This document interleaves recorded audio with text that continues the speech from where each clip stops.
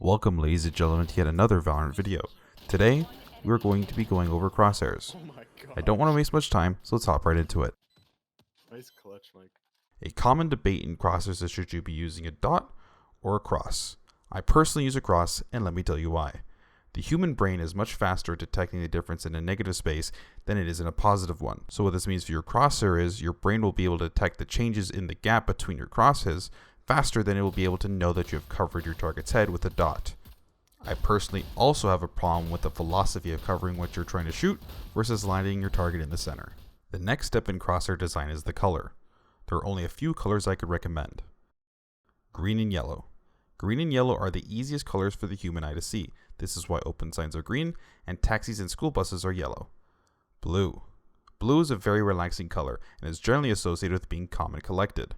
The opposite of that is red, which is associated with aggression and panic. This is one of the reasons why I don't recommend a red crosshair. With these facts in mind, my preferred crosshair color is cyan. Cyan is made up of green and blue, so it combines the ease of sight of green as well as the calm and collected nature of blue. So now that you have our shape and color, the next thing to talk about is static versus dynamic. The goal will be to eventually use a static crosshair. This is once you have both mastered movement and spray control. At that point, you'll have already ingrained those mechanics into your muscle memory, and a dynamic crosshair would be nothing but a distraction. But you aren't quite there yet.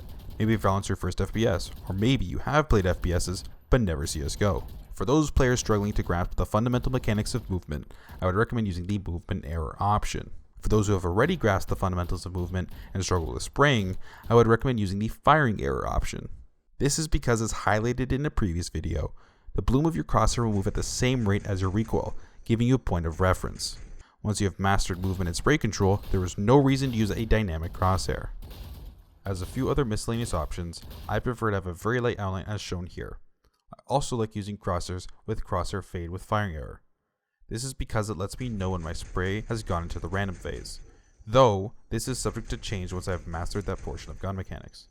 For more info on Valorant's gun mechanics, you can find links in the description to my previous videos where I talk about them. If you enjoy my Valorant content, please don't forget to hit the like and subscribe button as well as hit the little bell icon. That's all from me, and I'll see you guys in the next video. Peace.